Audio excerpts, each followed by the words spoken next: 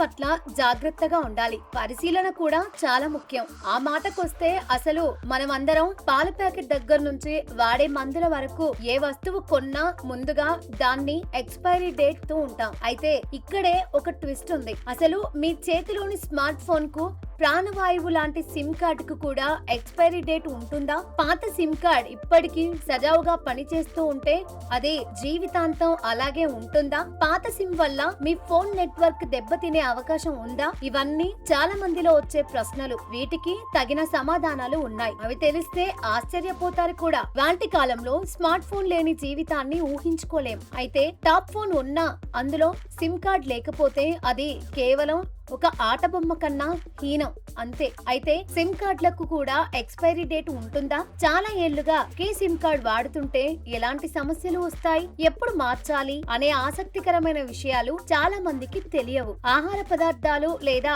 మందుల కవర్లపై ఉన్నట్లుగా SIM card పై ఎలాంటి ఎక్స్పైరీ డేట్ ముద్రించి ఉండదు. సాంకేతికంగా చెప్పాలి అంటే సిమ్ కార్డుకు ఫలానా 5 ఏళ్లు లేదా 7 ఏళ్ల తర్వాత దానంతటా అదే పనిచేయడం ఆగిపోతుందనే నిర్దిష్ట గడువు తేదీ ఏది ఉండదు. ఒకసారి కొనుగోలు చేసిన సిమ్ కార్డ్ ను కాల పరిమితితో సంబంధం లేకుండా వాడుకోవచ్చు. ప్రతి వస్తువుకు ఉన్నట్లే ఒక గడువు తేదీ అంటూ లేకపోయినప్పటికీ నిరంతరం వాడటం వల్ల సిమ్ లో భౌతిక సాంకేతిక సమస్యలు తలెత్తుతాయి. మనం ఫోన్లు మార్చిన ప్రతిసారి సిమ్ ను బయటకు తీస్తూ ఉంటాం. దీనివల్ల సిమ్ లోని పలుచని మెటల్ చిప్ పై గీతలు పడటం, అంచులు అరిగిపోవడం జరుగుతుంది. సిమ్ స్లాట్ లో దుమ్ము, తేమ చేరడం వల్ల ఫోన్ అకస్మాత్తుగా సిమ్మును గుర్తించడం ఆపేస్తుంది. సాంకేతికంగా పాతిపడిపోవడం వల్ల సిగ్నల్ తరచూ కట్టు కావడం, డేటా స్పీడ్ తగ్గడం వంటి సమస్యలు వస్తాయి. కాబట్టి జాగ్రత్త పడాలి. అసలు మీ సిమ్ ను ఎప్పుడు, ఎందుకు, ఎలా మార్చుకోవాలి అంటే ఒకవేళ చాలా కాలంగా ఒకే సిమ్ వాడుతూ ఈ సమస్యలను ఎదుర్కొంటూ ఉంటే